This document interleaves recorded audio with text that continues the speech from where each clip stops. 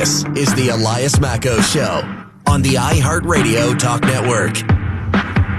My name is Trudie Mason. I'm sitting in for Elias as he is home welcoming his family's new arrival, his second-born son, Jack. We're told everything is going great with Mama Tot, big brother as well, Wolfgang and Elias himself. He's even getting some sleep. He told me that on the weekend.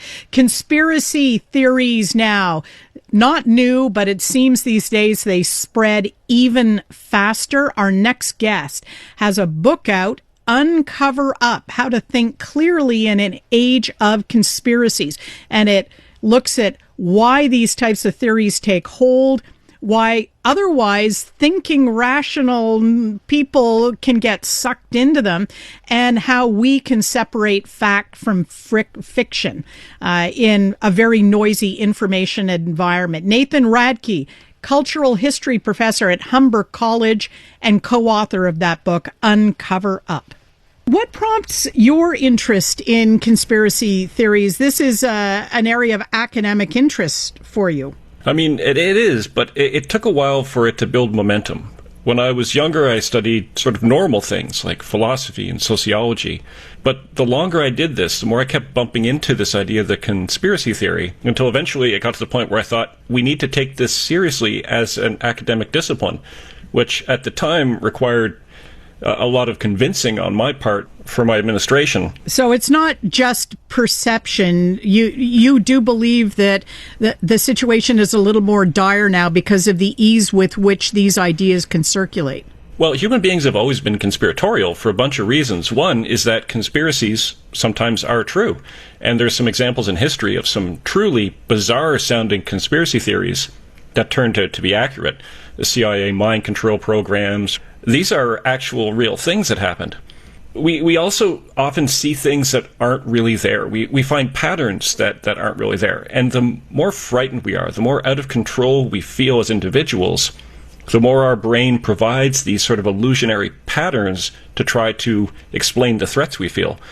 As a society, we become more conspiratorial, and we start to look more for conspiratorial explanations to try to justify and explain the feelings of dread and fear that we have. It's almost comforting in a way, I would think, if you could say, oh, well, now that makes sense. Absolutely. And because it what it tells you is that it's not all just random, is that there's order to it and there's somebody behind that.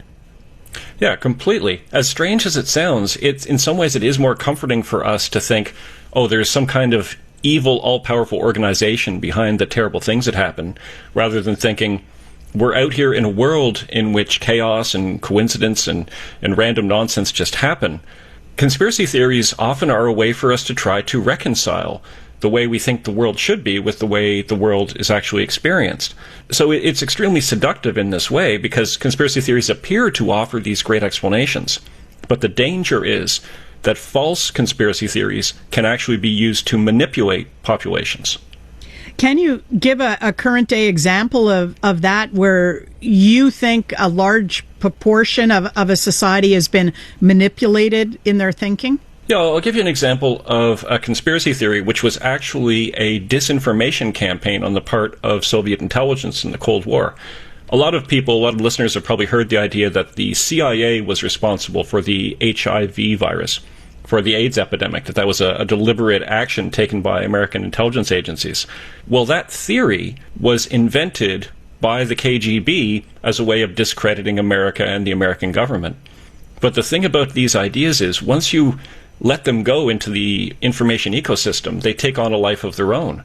I mean, look at something like the birds aren't real conspiracy. Oh, yeah. That started as a joke. Yeah. But unfortunately, once it was out there, people started taking it seriously. Just as background for our listeners who may not be familiar with the birds aren't real, thinking, it's that birds are actually spying devices. They're devices that fly and they spy on you. That's correct? Yeah, they're drones. The reason that they sit on hydro lines is because they are recharging their batteries. But the thing was, that was started as a joke to kind of show how easy it is for conspiracy theories to spread. But unfortunately, in our current media ecosystem, it blew up, and now there are people who legitimately believe it. The origins of it have been forgotten, and now people are believing it sincerely. Although these days, I wouldn't put it past some military tech device company to come up with a really small drone that looks like a bird. Well, this is the other thing, too, is that reality is so strange. And even while the birds aren't real conspiracy started as a joke, I do have to admit that, yes, the CIA was experimenting with using pigeons as spies in the 1960s and 70s. Oh, okay. Tell us about your advice for critical thinking. Do we always, is it a constant state of alertness that you have to use these days if you're scrolling online or looking at your news feeds? We have a responsibility. Voltaire once said something like, if you can get somebody to believe an absurdity, you can get them to commit an atrocity. These days, when our brains are so vulnerable because we spend so much time around screens, so much time around our phones, which means so much of our experience of reality is shaped by algorithms, we have a responsibility in this time period to become as difficult to manipulate as we can be. We have to learn about the patterns of false conspiracy theories, the nature of false conspiracy theories, the context in which they emerge, so that we can separate those false ones, which are often deliberately used to manipulate us, from the real ones. What can people do then to inoculate themselves? Well, there's a bunch of things that we need to do. One thing, and it's very difficult because we live in a very rapid time when information is constantly bombarding us, is that we have to think a little bit slower. We have to realize that the truth is at a disadvantage right now in our information ecosystem, because lies can be deliberately made shocking and novel and exciting and appeal to our biases and appeal to our prejudices, whereas truth is always going to be kind of nuanced and confusing and not entirely satisfying. Give us an example of a tool you can use to do the test of the idea. Well, one of the things that you can do is you can say, okay, what is the historical context that this conspiracy theory comes from? A lot of the true conspiracies, the real ones, they take place in a context that makes sense of them. The Cold War. CIA mind control programs, that sounds ridiculous, but they were fighting the Soviets and were worried the Soviets were doing the same thing. Whereas something like the flat Earth conspiracy theory, there'd be no proper motivation to that. It doesn't take place in a context that makes sense of it. Anytime you hear a conspiracy theory where somebody says, they are doing this, we should always ask, who are they? And we should always ask, and why would they do it? And if the answer is, because they are evil, then immediately we should say, okay, this might not be a conspiracy theory that makes much sense. Are there any of the common theories that you feel you don't want to see again because, in your view, they have been over time completely disproven? I'm just trying to go through my mental filing cabinet of conspiracy theories. The moon landing was faked, for example. Should that die a death right now, or are there still viable questions to be asked? It's understandable why people believe it, because, again, we have understandable reasons to be distrustful of people in power and governments. And it's important to be open-minded. But open-minded means that we ask questions about stuff like this. It also means we need to be able to listen to the answers, because there are questions people have about the moon landing, but there are answers to those questions. Why does the flag appear to be waving? Good question. But the answer is, it's only waving when astronauts are manipulating the flagpole. Why are there no stars in the pictures? Good question. But there's no stars in the pictures because it was the middle of the day on the moon and the cameras weren't able to pick up the dim light of the stars. So that's another thing, is be willing to listen to the answers to the questions that you have. And that leans heavily on science often, which, a lot of us don't have any trained background. And so we kind of have to trust the scientists on this question. Yeah, we have to trust the scientists, and also because we don't tend to directly interact with scientific reports, we tend to interact with those through media, is that we need to develop media literacy so that we can understand when a headline is, a little bit manipulative or a headline is clickbait. We need to be able to separate editorial from reporting. All of these things, they're so crucial in this day and age, more crucial than ever, just because of the situation that we have created through the media and social media. Nathan Radke of Humber College. I'll be back in a sec to talk about the death of shopping malls. Unmistakably Canadian. It's the music that raised you. The artists raising the bar. Hi, this is Brian Adams. Hey, my name's Brett Emmons. I'm from the Glorious Sons. Hi, I'm Nelly Furtado. Made in Canada. The station that champions Canadian music. Loud, proud, and all yours. No passports required. Just press play. Tap into Made in Canada now on iHeartRadio.ca or the free iHeartRadio app. This is the voice of Montreal. CJAD 800.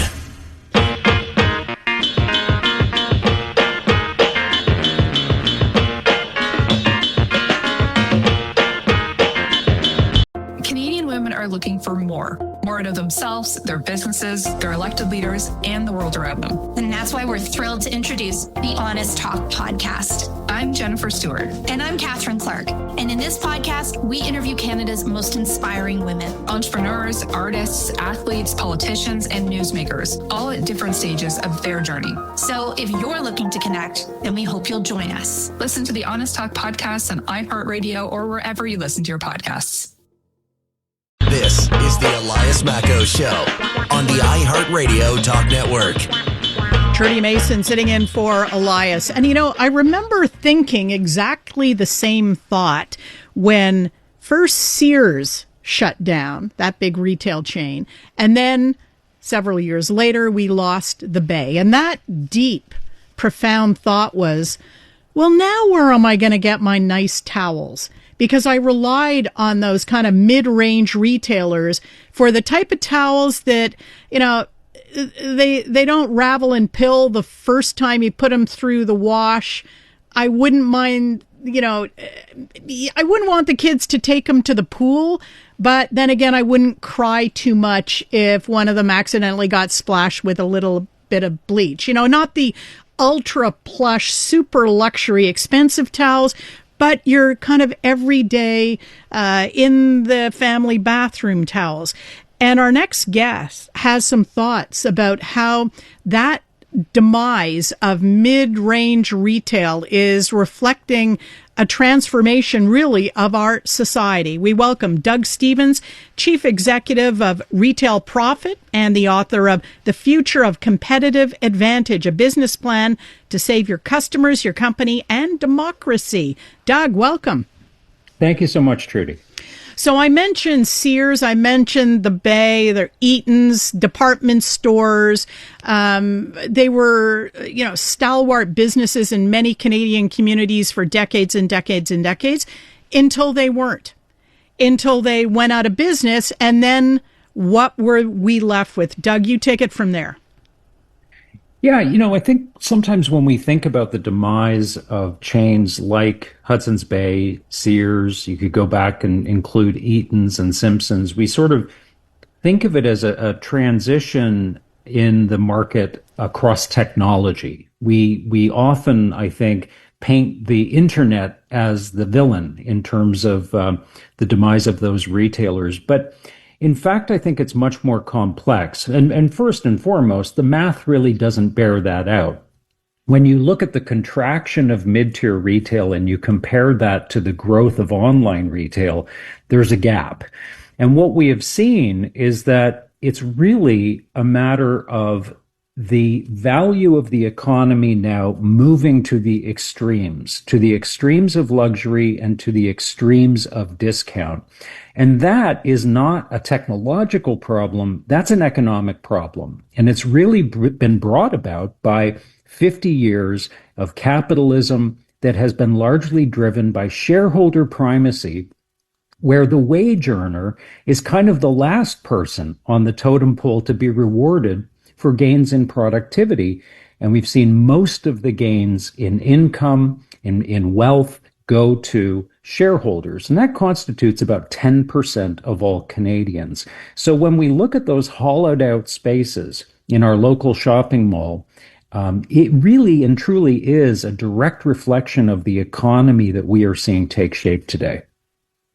And the upshot being that when people can't afford to shop mid-level retail, when they don't have the money to go to get their towels at the Bay or Sears, their only choice is to go to discount stores. Are we seeing the rise in discount stores in conjunction or, in opposition to the demise of mid retail?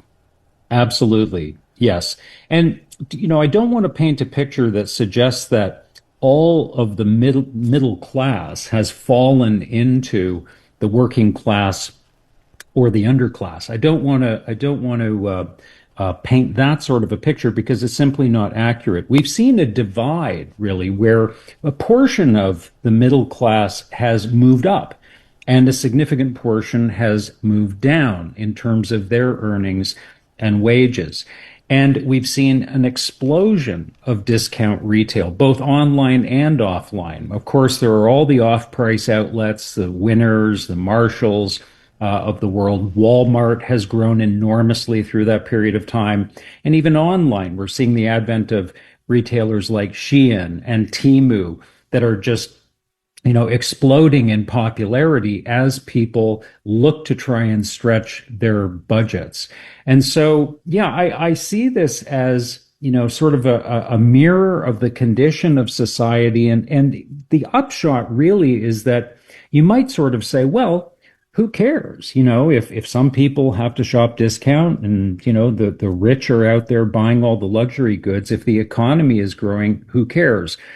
But I think what we have to appreciate is that mathematically, the wealthy cannot spend enough to make up for the gap that is being left by the middle class. So it really is something that we are going to have to confront sooner than later. Well, I'm reminded of a chant that I heard when I was covering some labor dispute back in the day. Nobody wins unless everyone wins. And it seems that we've lost a sense of that in our economy, that the economy should float everybody upward. It shouldn't be creating this division in the middle where some people can thrive, but many others are falling further in the wrong direction. Your thoughts too about the rise of ultra discount stores. I'm not sure whether this is a Canada-wide phenomenon, but here in Montreal, we're seeing stores that are, for example, selling close to expiry goods or at expiry date goods. They specialize in this, and they have lineups out the door.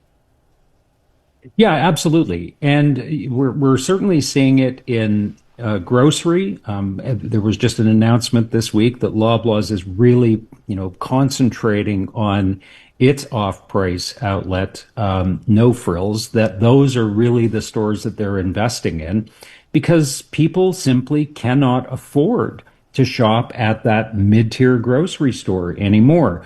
And we're also seeing it in terms of the resale market. I'm not sure if you're seeing the same phenomenon in your market, but certainly in Ontario, we've seen an explosion in the amount of resale, both, again, online and offline, that, people are now resorting to deeper and deeper forms of discount in order to stretch their dollars. And what's interesting, too, Trudie, about what you said is that you mentioned, nobody wins unless everybody wins. And we've seen that picture in our economy before. And it was really in that period between 1950 and 1975, in the post-war era, where we were making these significant contributions to the well-being and the lifestyles of middle-class Canadians.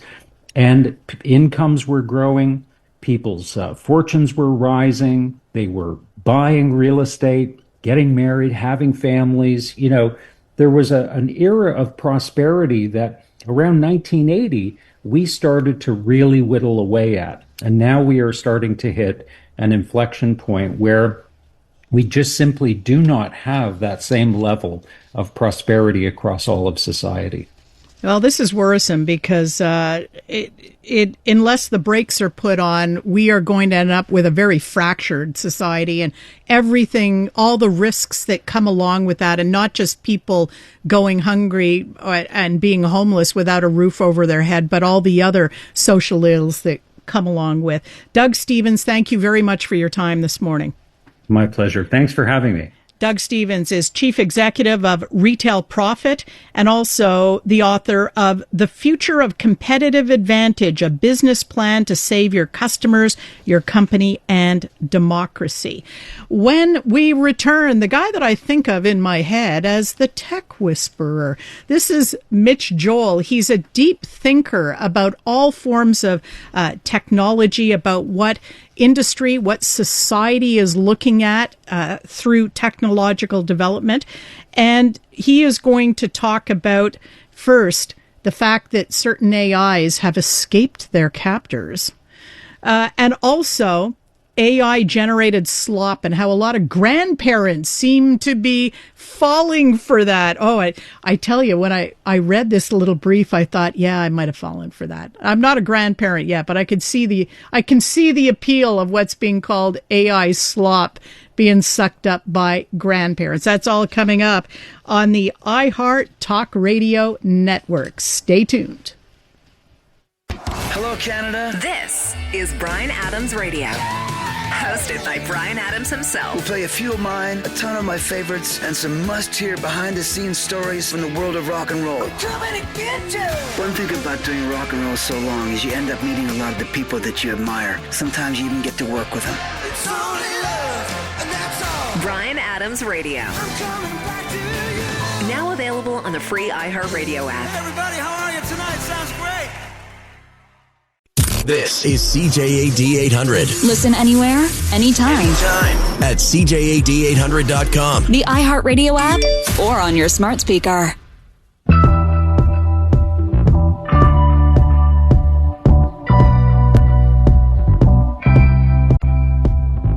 Hello, Canada. This is Bryan Adams Radio, hosted by Bryan Adams himself. We'll play a few of mine, a ton of my favorites, and some must-hear behind-the-scenes stories from the world of rock and roll. We're coming to get you! One thing about doing rock and roll so long is you end up meeting a lot of the people that you admire. Sometimes you even get to work with them. It's only love, and that's all. Bryan Adams Radio. I'm coming back to you. Now available on the free iHeartRadio app. Hey, everybody, how are you tonight? Sounds great. This is the Elias Macco Show on the iHeartRadio Talk Network. Trudie Mason sitting in for Elias, joined now by our resident tech whisperer. This is the guy that we rely on to share his deep thoughts about all kinds of technological advances and the way they intertwine with society. Mitch Joel, Executive Director of Next Era Institute and the best-selling author of 6 Pixels of Separation and Control-Alt-Delete. Good morning, Mitch. Hey, Trudie. Great to hear from you. All right. Let's start by talking about this is a story that's right out of science fiction. This is Skynet going live is type of stuff in my view, because we have learned through a disclosure from OpenAI that one of its AI models escaped a controlled test environment and breached, I've never heard of this company, Hugging Face. Tell us more, Mitch. First of all, what does Hugging Face do, and why would OpenAI's model would have wanted to go there? Right. So one is not to be outdone. Anthropic also came out and said that they also had scenarios where the AI had gone quote unquote rogue.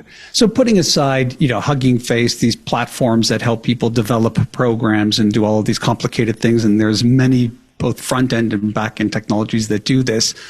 I want to just put your mind a little bit at ease here, because the headlines can be quite salacious to get our attention, which clearly it worked. I don't think this is a case of AI going rogue at all. I think this is a case of AI doing exactly what they incentivized it to do. But clearly when it went to do those things, it went outside of the boundaries of how, I guess, these people, us humans would assume it would do. And again, in doing so, it can be excessively dangerous if it's out in the wild. But if it's being done as it's being developed and they're trying to quote unquote test it and see what it can do, what we're learning with these evolutions of these large language models and how smart they are is that it is actually doing the work of cybersecurity in terms of the evaluation of it. So as long as it's quote unquote contained and we see how it's doing it and we start to understand it, we can understand better why did it do this. And essentially, when you look at all of these cases, what it's actually doing is simply achieving the goal that the humans gave it. Which was what? Well, regardless of each instance, because I can't sit here and tell you I know each instance, but clearly they gave it a mandate. And as it went to do that, these models were doing what they do and trying to find a way to accomplish its goals. And in doing so, it might have gone into areas that surprised humans or looks like it hacked or broke free. But you have to look at it and say, what permissions was it giving? What was the environment it's actually in? How were they defining success of it achieving its goal? What of its actions in the step-by-step basis are human approval? Like humans are looking at it and saying, yes, move to the next step. Yes, move to the next step. What were they monitoring? What did they miss? So there's a lot of questions in here, and I think it's more related to autonomy and maybe permissions than it is to it completely going rogue. These agents, as we know, it's on a chatbot where it can be wrong. These are agents that can actually act, and it acts based off of permission. And so these are now things, and I think these are good things that we see in these environments so we can better understand where do we need the humans to intervene? How far do we want to allow these agents to go and act on our behalf? Well, the other precision I would like to see is when they're talking about a breach, it breached this system, Hugging Face system. Does that mean it hacked into a website, or does that mean it just visited like anyone would visit Expedia if they were looking to book a trip, or visited the CJAD 800 website if they were looking for a show host's information or something like that? Or did it actually try and hack into a system where it would not have normally had access? Yeah, no, clearly it was doing things in a way it typically didn't have access to. But I'd say on the other side, like, we do know things about computers and programming. We do have things like sandboxing, which is giving it the limitations of where it can play. We have things like we talked already about permissions. We have things like audit trails. We have even rate limits, like how much can you use in Go. We have kill switches. We have all of these things and tools. So I'm also curious to understand why this was happening in a world where it was moving into the Hugging Face platform. And again, this is a place that essentially is tools that helps people to build applications, and they do obviously are engaged with machine learning and things like that. So, is it scary? It's scary to read this and hear this. I'm curious as we go through this, what are those limitations that the humans put on it, or were they simply curious? Because we know that in a past iteration of Anthropic, they had that version go rogue, which then led to all the government interventions and it being limited and held. And I think that that's good, because what we're seeing is it is capable of doing things, in that case, in terms of cybersecurity, that humans were unable to find, right? It was finding vulnerabilities. So again, this could be a really good thing if it is contained in sandbox and put in the right place. So again, I am curious to see what was happening here, and is this more of a press release and a hype to talk about how sophisticated these machines are, or is this a real concern for us as individuals? And I'm not sure we have the full details on that. Yeah, I think I'm wondering if what this will come down to is that its human overlords have to get smarter in writing its restrictions, in defining the sandbox. So it's more than just a learning exercise for the AI. It's a learning exercise for the human managers, twigging to, oh yeah, we have to tell it can't do that. We have to set our parameters more clearly. Yeah, what I would say is the scary part isn't that AI wanted to escape, it's that it could find a way out. That's the thing. And also, if you give AI these goals and unlimited or too much access, I don't think we should sit here and be shocked when it actually solves the problem in a way that we didn't intend or think it might. That's kind of what we're asking it to do. So when we think about the near future, I think, the idea of AI governance will be about permissions, containment, monitoring, accountability. Those are all, and by the way, we talk about that with employees and how we deal with our own data and computer stuff. It should be no different than AI. And again, I look at these and think, is this the real story, or what is the real story here?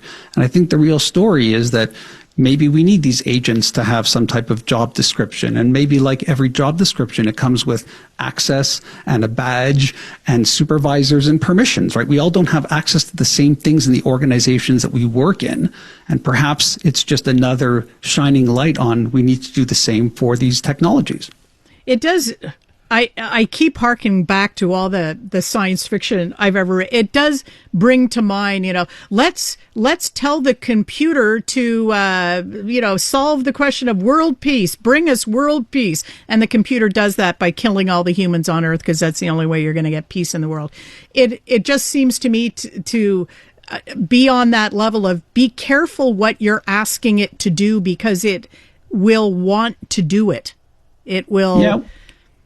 Yeah, we keep talking about the word is alignment. And the idea is that it is the tool, technology, AI, aligned with the values and understanding of what the limitations and opportunities are by what us humans are asking it to do. So yes, unbridled, let it go. It's so much smarter. It's so much better is probably not the best idea that ever was. But having these tools do these incredible agentic type of tasks is fairly amazing. So I don't think this is a reason to stop evaluating or using these models. I think the fact that they're happening during some type of testing is exactly when you want to discover what the potential capabilities or limitations are. And I think the real danger is probably going to be if we have organizations deploying things like these agents without the same level of monitoring or governance. And I'm hopeful most people realize that's going to cause more detrimental problems for them as businesses than it will benefit. When we return with Mitch Joel, we are going to talk about AI-generated slop books. They become grandma bait, apparently. Very popular with grandparents who want to give their grandkids a gift. But it's a gift that has all kinds of philosophical problems as well as practical problems. And when it comes to books, not particularly well written. That's when we come back on the iHeart Talk Network. The newest tracks. Let's go. New music. And the next big thing. Always on the new music first. Your first place to hear it all. 'Cause you gon' like it, love it, wanna play it twice. Playing now. iHeart New Music. Your digital station for brand new drops, fresh finds, and tomorrow's bangers. I think we need something new. Discover iHeart New Music. Always fresh, always first. Stream now on the free iHeartRadio app. This is the voice of Montreal. CJAD 800.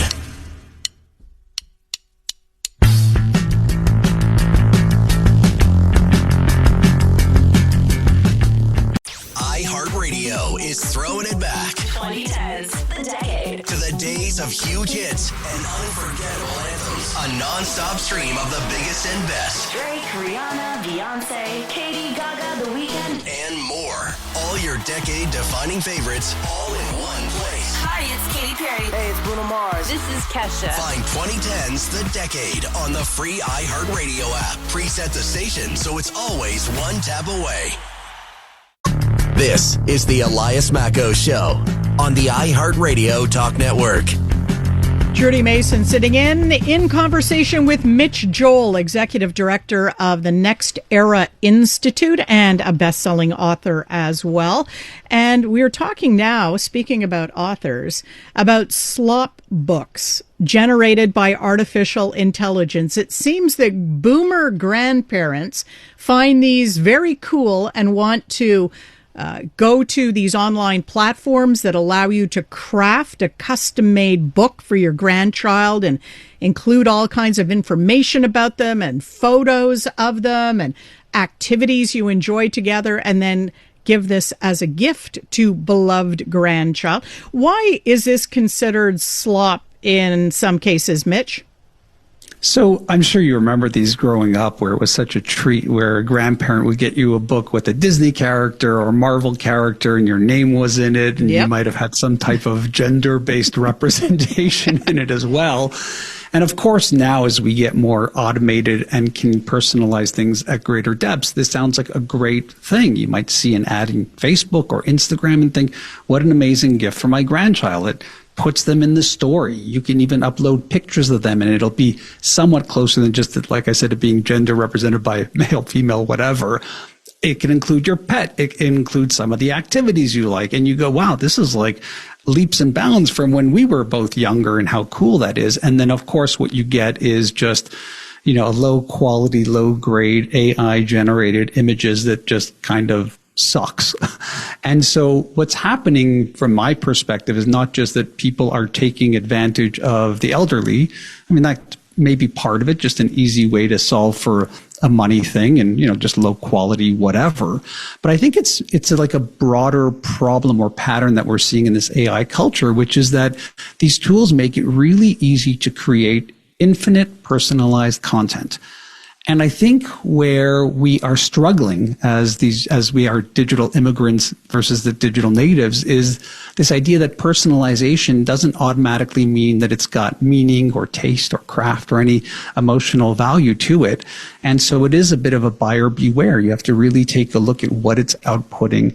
Is it good? Does this make sense? I'm sure there are some very legitimate publishers that see this as a very fun gift for a grandkid, but that's clearly not what's going on here. Personalization is not the same as meaning and privacy. You might be uploading pictures of your grandkids and pets and personalized information, and you don't necessarily know where this is going. So there's a real privacy issue here at stake as well. Yeah, that was one of the things that occurred to me when I was reading about these books is if you're putting in photos and maybe you're even having it shipped directly to the child's address, and these are underage kids. A lot of parents are very sensitive about releasing any type of photos into the wild online. They don't want photos of their kids on Facebook or anywhere else. And you don't really know what the company might do with the photos once you've given them to them for the production of the book.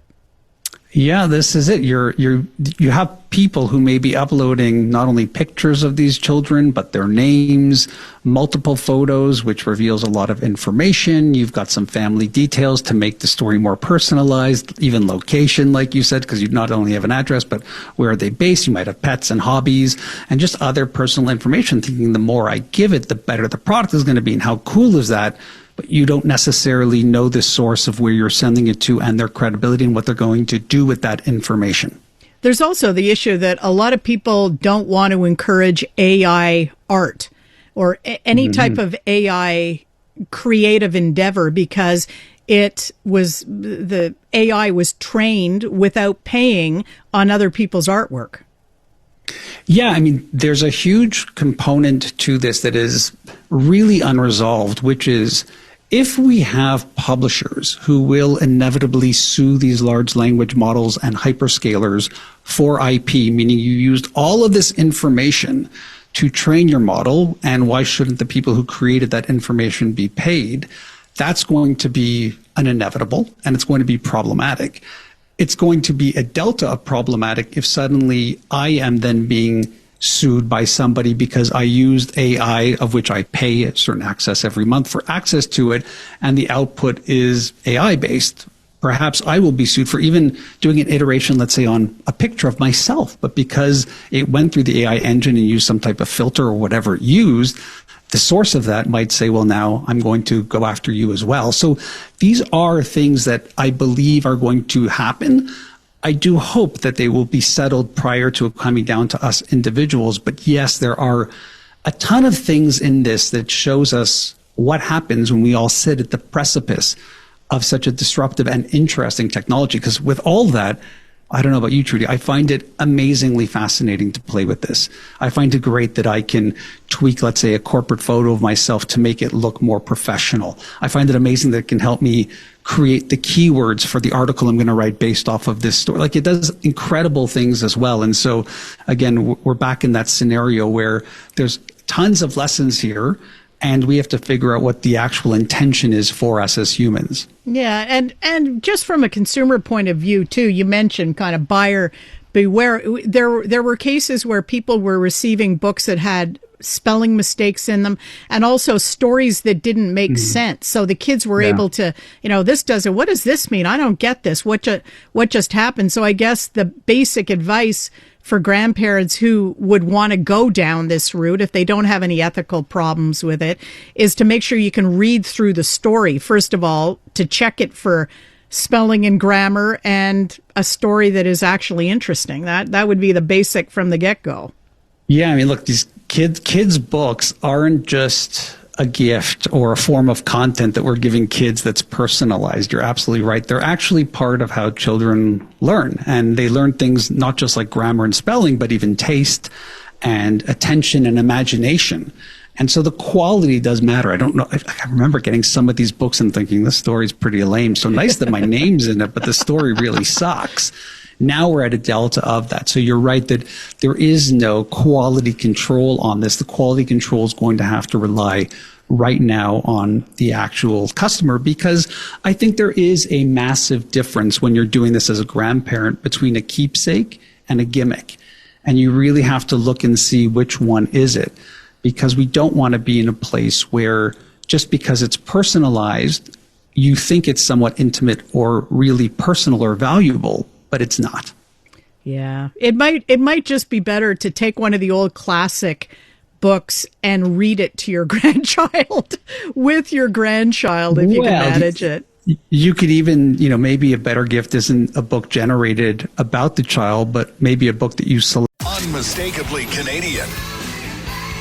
It's the music that raised you.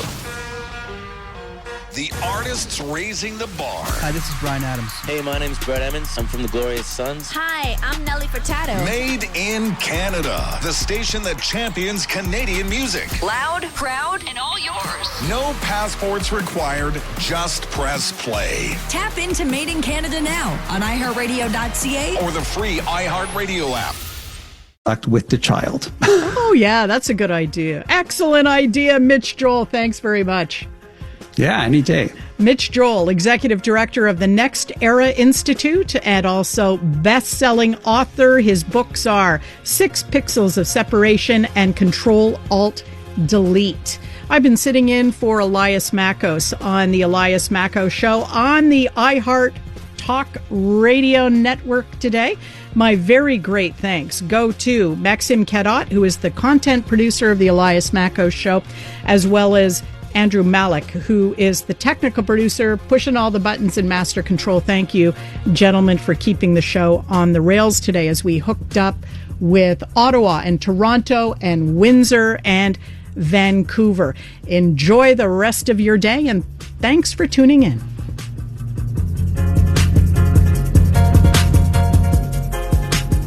The newest tracks. Let's go. New music. And the next big thing. Always on the new music first. Your first place to hear it all. 'Cause you gon' like it, love it, wanna play it twice. Playing now.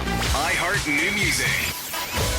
Your digital station for brand new drops, fresh finds, and tomorrow's bangers. I think we need something new. Discover iHeart New Music. Always fresh, always first. Stream now on the free iHeartRadio app. You're listening to the Voice of Montreal.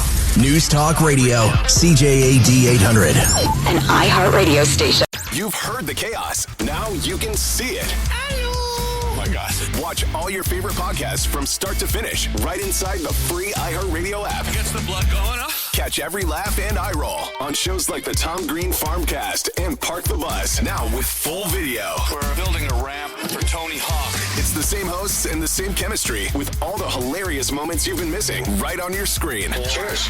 Open the free iHeartRadio app, search video podcasts, and tap watch.